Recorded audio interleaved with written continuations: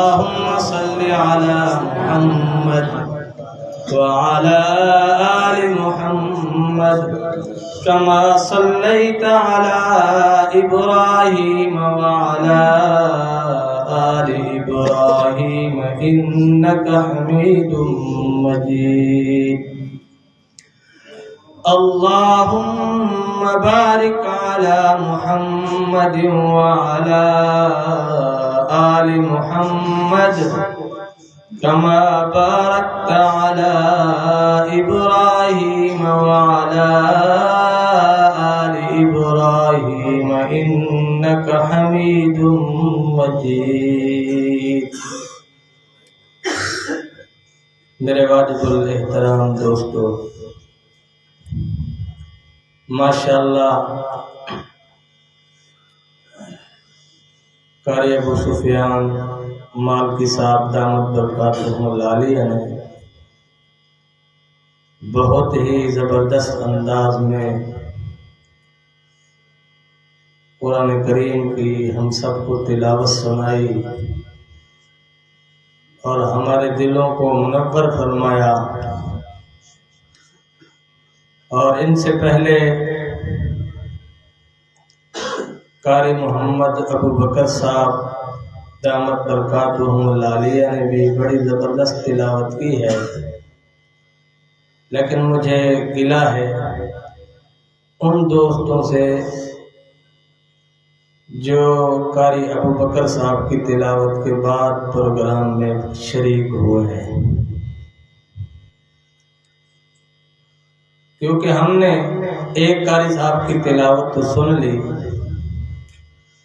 ہر پھول کی خوشبو اپنی ہوتی ہے، مہک اپنی ہوتی ہے، اس کا رنگ اپنا ہوتا ہے، اور دیکھنے والا جب باغ میں جا کر مختلف پھولوں کا مشاہدہ کرتا ہے تو ہر پھول اسے اپنی طرف کھینچتا ہے، اور ہر پھول اس کے دل و جان میں اپنی خوشبو مہکا کر اپنا مقام بناتا ہے، اور مختلف پھولوں کی خوشبو کو سونگھنے والا اور مختلف پھولوں کی خوشبو سے فائدہ اٹھانے والا شخص ہی بتا سکتا ہے کہ مجھے پورے باغ میں پھرنے کا مزہ کیا ہے۔ بہرحال اس گلے کے باوجود بھی کہ مجھے گلہ ہے کہ ہمارے معزز مہمان ہمارے سامنے قرآن کریم کی تلاوت فرما رہے تھے اور ہمارے آدھے دوست ابھی باہر تھے، اور میں نے بارہا دعوت دیتے ہوئے عرض کیا تھا کہ مغرب کی نماز یہیں پڑھنی ہے، کیونکہ ہمارا کوئی اتنا بڑا پروگرام نہیں ہے کہ جو آدھی رات تک جائے، مختصر دورانیہ ہے۔ اور میں ان تمام دوستوں کو خراج تحسین پیش کرتا ہوں جنہوں نے مغرب کی نماز یہاں پڑھی ہے۔ میرے دوستوں، کل جب میدان حشر لگا ہوگا تو اللہ رب العالمین کی بارگاہ میں جو لوگ پیش ہوں گے ان کی 3 قسمیں ہوں گی۔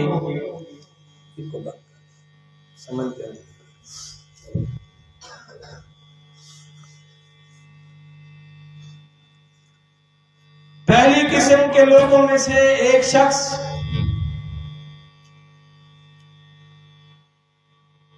جو پیش ہوگا وہ کافر مشرک ہوگا، اور دوسری اقسام میں جو لوگ ہوں گے وہ منافقین ہوں گے، اور تیسری اقسام کے جو لوگ اللہ رب العالمین کی بارگاہ میں پیش ہوں گے وہ اہل ایمان ہوں گے۔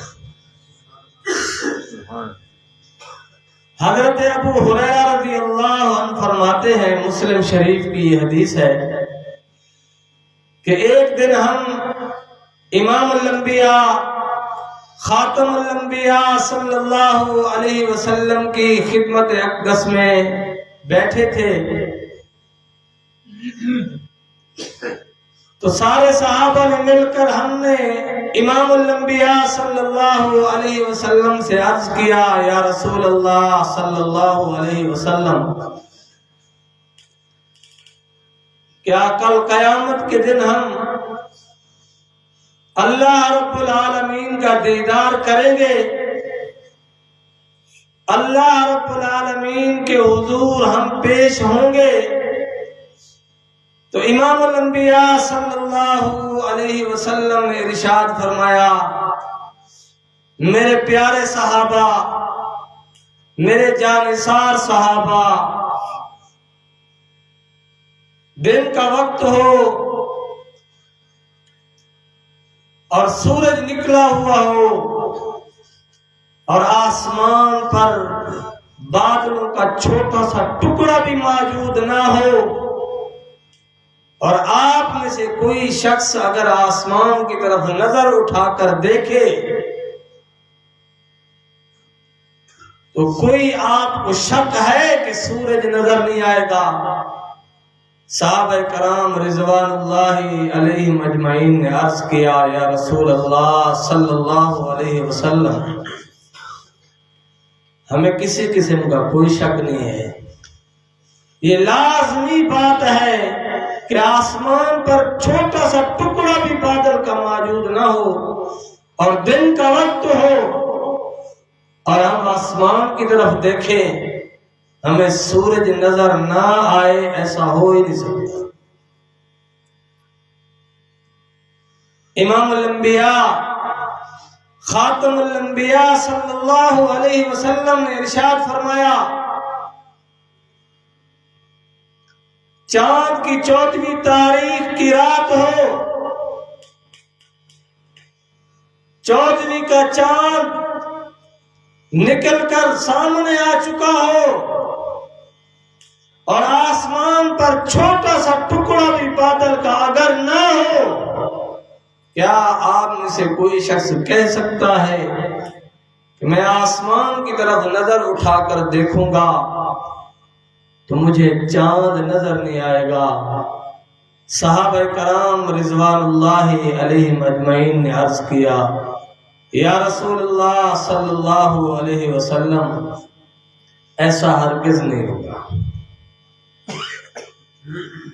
لازمی بات ہے جب آسمان پر ایک ٹکڑا، چھوٹا سا ٹکڑا بھی بادل کا نہ ہو اور 14ویں رات کا چاند ہو، ہم آسمان کی طرف نظر دوڑائیں، نظر اٹھا کر چاند کی طرف دیکھیں تو درمیان میں کوئی چیز ایسی نہیں ہے جو ہمیں چاند دیکھنے سے روک سکے۔ امام الانبیاء محسن انسانیت صلی اللہ علیہ وسلم نے ارشاد فرمایا، مجھے قسم ہے اس ذات کی جس کے قبض قدرت میں میری جان ہے، کل قیامت کے دن تم اللہ کی ذات کو ایسے دیکھو گے جیسے کہ میں 2 مثالیں پیش کر چکا ہوں۔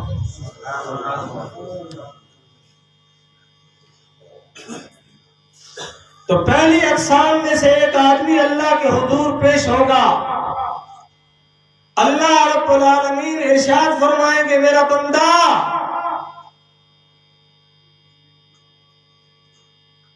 اللہ اکبر۔ امام الانبیاء صلی اللہ علیہ وسلم نے فرمایا، جب یہ بندہ اللہ کے حضور پیش ہوگا تو بے بسی اور لاچارگی کا عالم دیکھنے کا ہوگا اس کا۔ یہ اتنا بے بس اور لاچار ہوگا کہ اس کی بے بسی کا عالم دیکھنے کے لائق ہوگا کہ یہ بے بس کھڑا ہوگا۔ پریشانی کے عالم میں، بے بسی کے عالم میں یہ انسان اپنی دائیں طرف دیکھے گا، پھر بائیں طرف دیکھے گا تو دونوں طرف اسے اپنے گناہ نظر آئیں گے، تو اس کی پریشانی میں مزید اضافہ ہو جائے گا۔ ہم بھی اپنے اپنے گربان میں ابھی بیٹھ کر حدیث سن رہے اور جھانکتے جائیں، غور کرتے جائیں، مراقبے کی صورت بنا کر سوچیں کہ ہم اللہ کے حضور پیش ہیں۔ خدا نہ کرے اگر پہلی قسم کے لوگوں میں سے ہم شامل ہوئے تو ہم سے یہ سوال ہونے والے ہیں۔ پہلا سوال اللہ رب العالمین فرمائیں گے، میرا بندہ کیا میں نے تجھے دنیا میں عزت نہیں دی تھی؟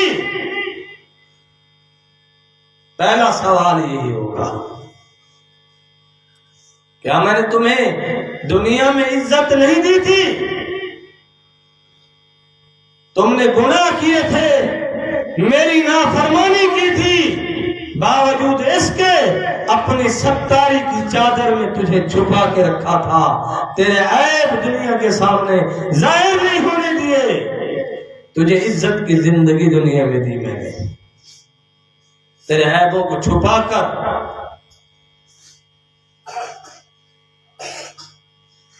دوسرا سوال ہوگا،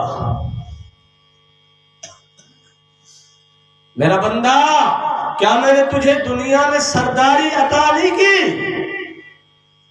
اگر باپ ہے گھر میں سردار ہے، اگر عالم ہے منبر رسول پر بیٹھ کر سبھی کا سردار ہے، اگر مالدار ہے ذمہ دار ہے، اپنی برادری میں فیصلے کرتے ہوئے وہ اس وقت سردار ہے، اگر قاری قرآن ہے وہ مصلی رسول پہ کھڑے ہو کر جب نماز پڑھاتا ہے وہ ہمارا سردار ہے، اور جب ہم اپنے اپنے منصب پر بیٹھ کر کام کر رہے ہوتے ہیں اس وقت ہم سردار ہوتے ہیں۔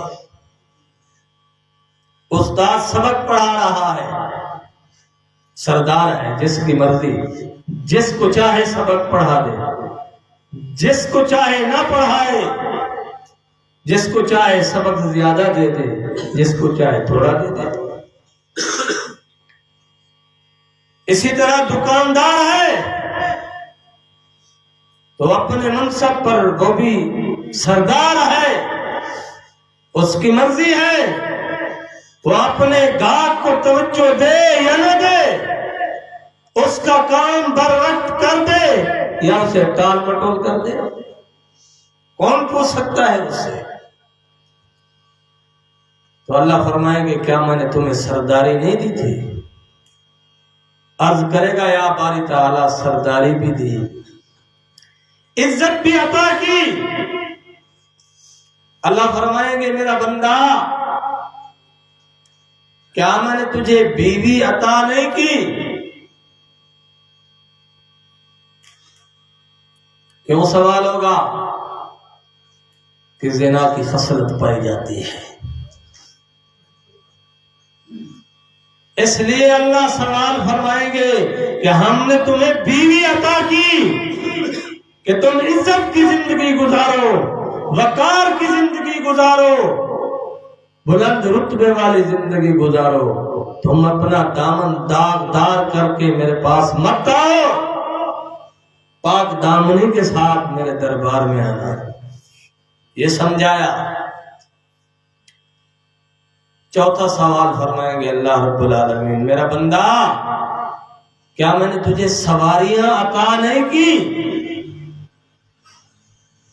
سفر کرنے کے لیے، مسافت طے کرنے کے لیے، ایک شہر سے دوسرے شہر جانے کے لیے، ایک ملک سے دوسرے ملک جانے کے لیے، ایک بستی سے دوسری بستی جانے کے لیے کیا میں نے آپ کو سواریاں نہیں دی تھی؟ تو یہ بندہ عرض کرے گا یا ربی آپ نے مجھے عزت بھی دی، سرداری بھی عطا کی، بیوی بھی عطا کی، سواریاں بھی عطا کی۔ اللہ فرمائے گا میرا بندہ کیا میں نے تجھے رزق عطا نہیں کیا تھا؟ یہ بندہ کہے گا یا ربی رزق بھی بے بہا عطا کیا تھا، اتنا عطا کیا ہے، اتنا عطا کیا ہے ڈٹ کے کھاتے ہیں، پیٹ بھر بھر کے کھاتے ہیں، اور ہماری شادیاں ہوں تو ضائع بھی خوب کر کے دکھاتے ہیں، آدھے سے زیادہ کھانا ضائع کرتے ہیں۔ اللہ تعالیٰ فرمائیں گے میرا بندہ یہ ساری نعمتیں میں نے آپ کو دی، کیا تو نے مجھے دنیا میں یاد رکھا تھا؟ کیا تجھے دنیا میں کبھی یہ خیال آیا تھا کہ ان ساری نعمتوں کے بارے میں کل میں اللہ کے حضور جواب دے ہوں گا؟ یہ بندہ کہے گا یا ربی مجھے تو کبھی خیال بھی نہیں آیا یہ۔ اللہ فرمائیں گے مجھے میری عزت کی قسم، مجھے میرے جلال کی قسم، جس طرح دنیا میں تو نے مجھے بھلا دیا، آج میں تجھے بھلاتا ہوں، آج میں تجھے بھلاتا ہوں۔ اور بھول جانا یہ عیب ہے، کوئی چیز ہم نے یاد کی بھول گئی، یہ عیب ہے۔ پھر اللہ نے اپنی طرف یہ نسبت کیوں فرمائی؟ تو فقہاء کرام نے، محدثین کرام نے جواب دیا ہے کہ اللہ کی ذات جب یہ فرماتی ہے کہ میں اپنے بندے کو بھلا دوں گا، مطلب یہ ہے کہ اللہ اسے اپنی رحمت، اپنے کرم، اپنے فضل سے محروم کر دیں گے۔ یہ ہے اللہ کی ذات کا بھلانا۔ اور تیرا میرا بھلانا، اس چیز کا نقشہ بھی دل و دماغ سے مٹ جاتا ہے، تجھے اور مجھے وہ چیز یاد ہی نہیں آتی۔ لیکن اللہ کا یہ فرمانا کہ میں تمہیں بھلا دوں گا تو واضح اور صاف مطلب ہے کہ اللہ اپنے کرم اور اپنی رحمت سے محروم کر دیں گے، اور کل حشر کے دن اللہ جسے اپنی رحمت، اپنے کرم اور فضل سے محروم کر دیں گے، وہ جنت میں نہیں ہوگا، وہ جہنم میں کھڑا ہوگا۔ فرمایا دوسری قسم کے لوگوں میں سے ایک شخص حاضر ہوگا، اللہ تعالیٰ یہ سارے سوالات اس سے بھی فرمائے گے، میرا بندہ کیا میں نے تجھے عزت نہیں دی، سرداری عطا نہیں کی، بیوی عطا نہیں کی، سواریاں عطا نہیں کی، رزق عطا نہیں کیا تھا کیا؟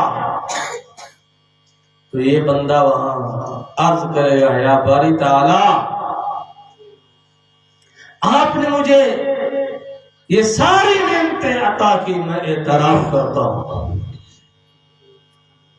اللہ تعالیٰ فرمائیں گے کیا تو دنیا میں رہتے ہوئے کبھی یہ خیال کیا تھا تو نے کہ میں اللہ کی بارگاہ میں پیش ہوں گا، جواب دے ہوں گا، اور ان ساری نعمتوں کے بارے میں اللہ مجھ سے سوال کریں گے، کیا تجھے کبھی یہ خیال آیا تھا؟ تو یہ بندہ کہے گا ہاں ضرور آیا تھا، اس لیے میں یہ نیکی کر کے لایا ہوں، فلاں نیکی کر کے لایا ہوں، فلاں نیکی کر کے لایا ہوں۔ اللہ تعالیٰ فرمائیں گے میرا بندہ میں آپ پر گواہ لاتا ہوں، تو اس کے منہ پر مہر لگا دی جائے گی، اور یہ بندہ حیران کھڑا ہوگا کہ میرے اوپر گواہی کہاں سے لائی جا رہی ہے۔ اللہ کے حبیب صلی اللہ علیہ وسلم نے فرمایا اس کی یہ ران بھی بولے گی، اس کی ہڈیاں بولے گی، اس کے ہاتھ بولیں گے، جن ہاتھوں سے یہ گناہ کرتا رہا، جن آنکھوں سے یہ گناہ کرتا رہا، جس زبان سے یہ گناہ کرتا رہا، جن کانوں سے یہ گانے سنتا رہا، غیبتیں سنتا رہا، چغلیاں سنتا رہا، یہ کان بولیں گے، یہ ہاتھ بولیں گے، پاؤں بولیں گے، دل بولے گا، ہمارا دماغ بھی اس دن بولے گا۔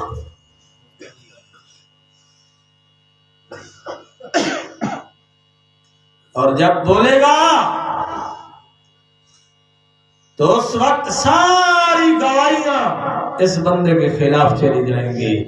اللہ فرمائیں گے تیرا مقصد دنیا میں ریاکاری تھا، تیرا مطلب دنیا میں رہنے کا مفادات تھا، دین کی آڑ میں لوگوں کو نقصان پہنچانا تھا۔ آج تیرے لیے یہاں کوئی جگہ نہیں ہے۔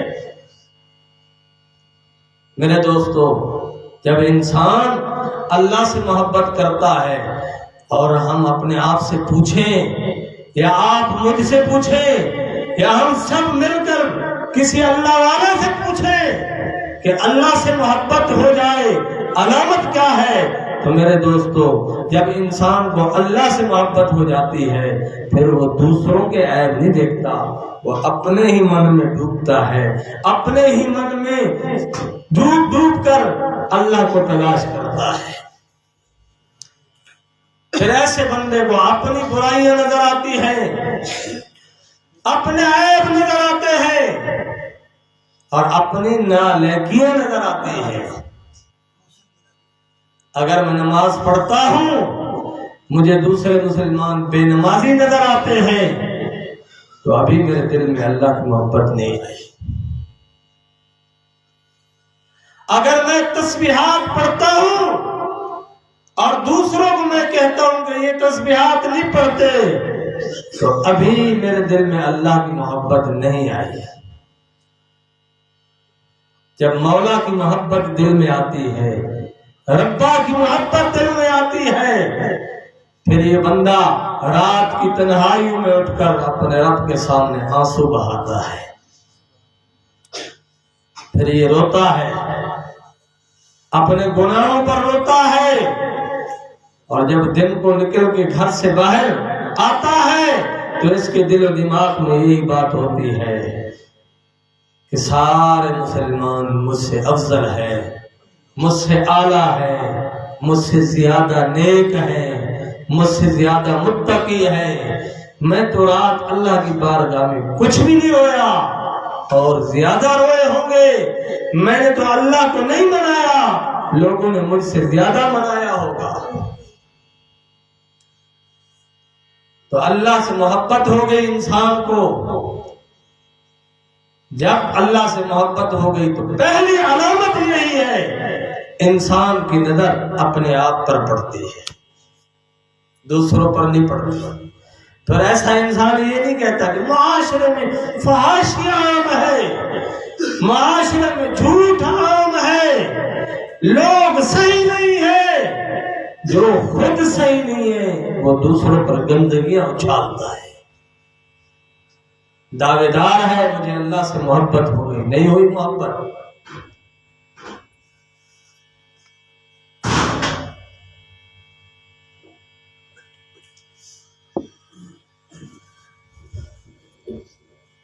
اور تیسرا آدمی ایمان والوں میں سے اللہ کے دربار میں حاضر ہوگا، اور یہ دوسری حدیث سے حوالہ ہے، اور یہ حدیث مسلم شریف اور بخاری شریف دونوں میں موجود ہے۔ امام الانبیاء صلی اللہ علیہ وسلم نے ارشاد فرمایا، اللہ ایمان والے سے کہیں گے میرا بندہ میرے قریب آ جا، جیسے یہ بندہ اپنی جگہ سے ہٹ کر اللہ کے قریب آنا شروع ہوگا، اللہ اپنی رحمت کے پردوں میں سے چھپا لیں گے، باقی مخلوق کے سامنے سے ذلیل و خوار نہیں کریں گے۔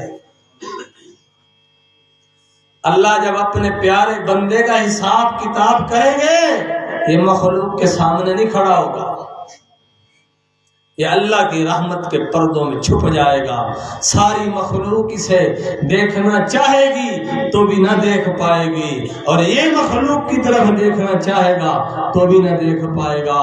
کیوں؟ کہ اللہ کا دوست ہے۔ دنیا میں یہ اللہ سے محبت کرتا رہا اور آج اللہ اس کی محبت کی لاج رکھ رہے ہیں، اسے زمانہ کے سامنے ذلیل و رسوا ہونے سے محفوظ فرما رہے ہیں۔ اللہ فرماتے ہیں دنیا میں تو نے میری رضا کی خاطر زنا چھوڑ دیا، میرے خوف کی وجہ سے مجھے خوش کرنے کے لیے زنا چھوڑ دیا، شراب چھوڑ دی، گانے سننا چھوڑ دیے، میری نافرمانی کرنا چھوڑ دی، حرام کھانا چھوڑ دیا، حرام کمانا چھوڑ دیا، لڑائی جھگڑے چھوڑ دیے میری ذات کی خاطر۔ اللہ فرماتے ہیں مجھے میرے جلال کی قسم، مجھے میرے عزت کی قسم، میرا بندہ آج تیرے عیب اپنی مخلوق پر ظاہر نہیں ہونے دوں گا۔ یہ کون ہے؟ یہ وہ بندہ ہے جس سے دنیا میں گناہ ہو جاتا ہے، جس سے دنیا میں گناہ ہو جاتا ہے فوراً اس کے دل میں ندامت آتی ہے، یہ سوچتا ہے میں نے کیا کر لیا، میں نے اپنے مولا کو ناراض کر لیا، تو فوراً کہتا ہے استغفر اللہ، دل و جان سے کہتا ہے استغفر اللہ۔ منافقوں کی طرح نہیں کہتا لا حول ولا قوت الا باللہ، ادھر دیکھ بھی رہے ہوتے ہیں قاری صاحب، ادھر ہنگنے متنے والی کو دیکھ رہے ہوتے اور ادھر کہہ رہے لا حول ولا قوت الا باللہ۔ میرے مرشد فرماتے ہیں کہ ارے صوفی تو دھوکہ دے رہا ہے، خالق کائنات کو شرم نہیں آتی؟ اللہ اللہ کرتا ہے، قرآن پڑھتا ہے، حدیث پڑھتا ہے، حدیث سنتا ہے، قرآن سنتا ہے، تھوڑا سا دل میں نور آ گیا، تھوڑا سا دل میں نور آ گیا، مسجد سے باہر نکلا، کسی حسینہ کو دیکھ کے مست ہو گیا اور اوپر سے غصہ کر رہا ہے، بدتمیز ہے، شرم نہیں آتی ان کو، بے پردگی سے باہر آتے ہیں۔ ایک مولوی صاحب کے بارے میں آتا ہے، تقریر کر رہا تھا، بڑی جوشیلی تقریر کر رہا تھا کہ عورتیں بازار میں جاتی ہیں، دوپٹہ اس طرح ہوتا ہے، میک اپ اس طرح ہوتا ہے، بال اس طرح ہوتے ہیں، کپڑے اس طرح ہوتے ہیں۔ تو دل والا نہیں تھا، بے دلہ تھا، وہ بھی ہنگنے متنے والے پر مرتا تھا، لیکن اسٹیج پہ بیٹھتا تھا تو اس نے آخری مثال یہی دے دی اپنی محبوبہ کا نام لے کر کہ ایسے بن ٹھن کے بازار میں پھرتی ہے جیسے شیدے کی اماں۔ ایسا اور کچھ نہیں ملا تو اپنی محبوبہ کی مثال دے ڈالے۔ بھائی دل والوں سے ملو، بناوٹی لوگوں سے ہٹ جائے، جب دل والا ملے گا تو وہ خود بھی پار پہنچے گا اور تمہیں بھی پار لے جائے گا۔ آج ہمارے دل کے اندر گناہوں کی سیاہی ہے اور ہم بار بار سوچ رہے ہیں اور اکثر دوست کہہ دیتے ہیں یار جب توبہ کرنے کے بعد توبہ پر قائم نہیں رہتے، گناہ نہیں چھوڑتے، توبہ کا کیا فائدہ؟ یہ شیطان نے سبق پڑھایا ہے۔ اللہ کے حبیب صلی اللہ علیہ وسلم نے فرمایا، ابن ماجہ کی حدیث ہے، امام الانبیاء خاتم الانبیاء صلی اللہ علیہ وسلم نے ارشاد فرمایا، جب شیطان کو اللہ نے مردود کر کے جنت سے باہر نکال دیا، مہلت مل گئی، مہلت کے بعد شیطان کہتے ہیں اللہ مجھے تیرے جلال کی قسم ہے، میں تیرے بندوں سے زنا کرواؤں گا، شرابیں پلاؤں گا، گناہ کرواؤں گا، تیری نافرمانی کرواؤں گا، اور انہیں اپنے ساتھ جہنم میں لے جاؤں گا، اکیلا نہیں جاؤں گا۔ اللہ تعالیٰ نے ارشاد فرمایا، مجھے میری عزت کی قسم، مجھے میری کبریائی کی قسم، مجھے میری عظمت کی قسم، جب تک میرا بندہ مجھ سے گناہوں کی معافی مانگتا رہے گا میں معاف کرتا رہوں گا۔ مایوس کیوں ہوتے ہیں؟ ابو داؤد شریف کی حدیث ہے، امام الانبیاء صلی اللہ علیہ وسلم نے ارشاد فرمایا ایک آدمی دن میں 70 بار ایک ہی گناہ کر لے لیکن ہر بار سچے دل سے، صدق کے دل سے، دل و جان سے، ندامت کے ساتھ اللہ سے استغفار کر لے، توبہ مانگ لے، اللہ معاف کر دے۔ آج ہم پر عذاب آئے ہوئے ہیں، مشکلات آئی ہوئی ہے، کیوں آئی ہوئی ہے؟ استغفار میں۔ اللہ فرماتے ہیں وَمَا كَانَ اللَّهُ مُعَذِّبَهُمْ وَهُمْ يَسْتَغْفِرُونَ، اللہ کی ذات ایسی نہیں ہے کہ آپ کو عذاب دے۔ کس حالت میں؟ وَهُمْ يَسْتَغْفِرُونَ، اس حال میں کہ جب تم استغفار کرنے والے ہو، توبہ کرنے والے ہو، اللہ کے حضور اپنے گناہوں پر رونے والے ہو۔ جب تک اپنے گناہوں پر روئیں گے، اللہ سے معافی مانگیں گے، اس وقت تک اللہ ہمیں عذاب نہیں دیں گے۔ تو بہرحال میرے دوستو، تیسری قسم کے لوگوں میں سے، اہل ایمان کی صف میں سے یہ آدمی اللہ کے قریب آیا ہے، اللہ اسے اپنے رحمت کے پردوں میں چھپا لیں گے اور فرمائیں گے میرا بندہ تو نے دنیا میں فلاں گناہ کیا، شرم سے سر جھک جائے گا کہ یا باری تعالیٰ کیا تھا۔ اللہ فرمائیں گے فلاں گناہ تو نے کیا، عرض کرے گا یا ربی کیا تھا، فلاں گناہ کیا، فلاں گناہ کیا، سارے گناہ اللہ گنوا دیں گے اپنے بندے کو، اور یہ بندہ کاش کاش کرے گا اس وقت دل ہی دل میں،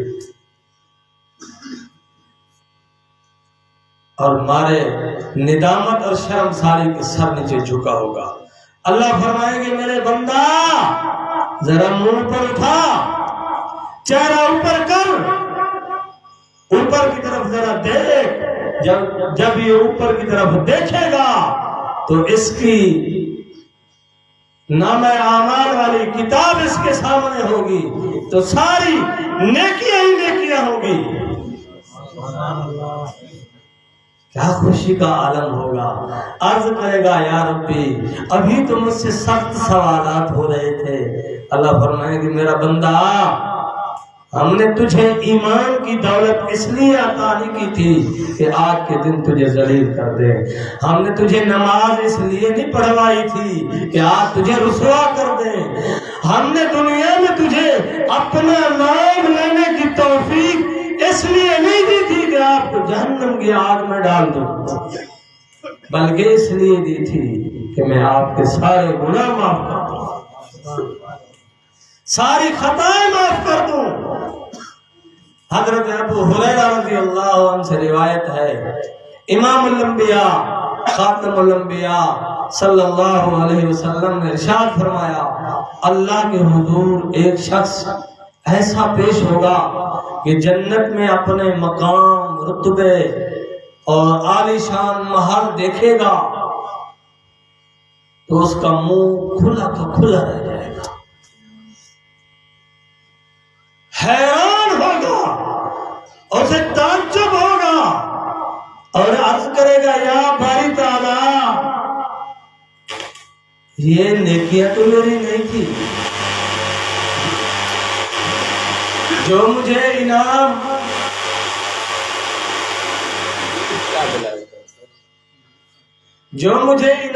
دیے اور یہ عالی شان محل، بڑے بڑے رتبے اور اتنا انعامات، اتنا تو میری نیکیاں نہیں ہیں۔ اللہ فرمائیں گے میرا بندہ تیری اولاد میں سے تیرے لیے فلاں بنت فلاں نیکیاں کر کے تجھے بخشتا رہا، تیرے لیے استغفار کرتا رہا، یہ وہ صلہ ہے، یہ وہ صلہ ہے۔ اس لیے میرے دوستو توبہ استغفار کی عادت ڈالیں، استغفار کثرت سے کریں، خصوصاً نوجوان۔ علامہ رومی رحمۃ اللہ علیہ فرماتے ہیں بڑھاپے کی توبہ اور جوانی کی توبہ کی تشبیہ دے کر فرماتے ہیں کہ جوانی کی توبہ اللہ کو بہت محبوب ہے۔ اللہ جوان کی جب توبہ ہوتی ہے اللہ آسمان پر چراغاں کرا دیتے ہیں، فرشتوں میں اعلان کرا دیتے ہیں۔ آگے علامہ رومی فرماتے ہیں بڑھا تیری توبہ معذرت کے ساتھ۔ علامہ رومی نے فرمایا میں نہیں کہہ رہا، کہتے ہیں کہ بڑھاپے میں تو ظالم بھیڑیا درندہ بھی متقی پرہیزگار بن جاتا ہے، اگر تو بن گیا تو کیا ہو گیا۔ یہ جوانی کی توبہ چاہیے اللہ، لیکن جوان بھی یہ نہ سمجھے کہ بوڑھے بھی یہ نہ سمجھے کہ ہمارا کیا بنے گا۔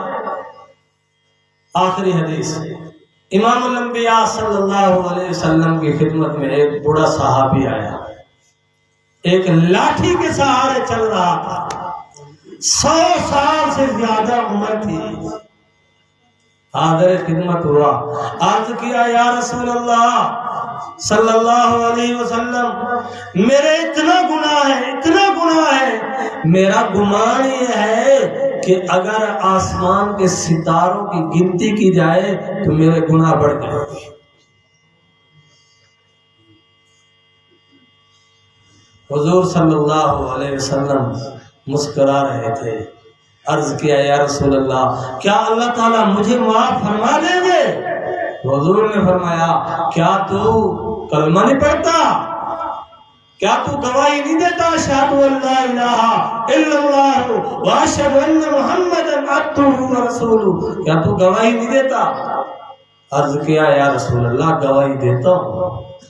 حضور نے فرمایا جو یہ گواہی دیتا ہے کہ اللہ وحدہ لا شریک ہے اور امام الانبیاء خاتم الانبیاء صلی اللہ علیہ وسلم اللہ کے آخری برحق نبی ہیں، جو شخص یہ گواہی دیتا ہے اللہ اس کے گناہ معاف کر دے گا۔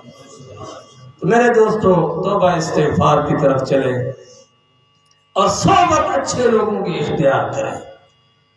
برے لوگوں کے ساتھ بیٹھیں گے اچھا آدمی بھی برا ہو جاتا ہے، اور برا آدمی اچھے لوگوں کے ساتھ بیٹھے وقت گزرنے کے ساتھ ساتھ وہ بھی اچھا ہو جاتا ہے۔ اللہ تعالیٰ سے دعا ہے کہ اللہ رب العالمین ہم سب کو عمل کی توفیق عطا فرمائے۔ وما علینا الا البلاغ۔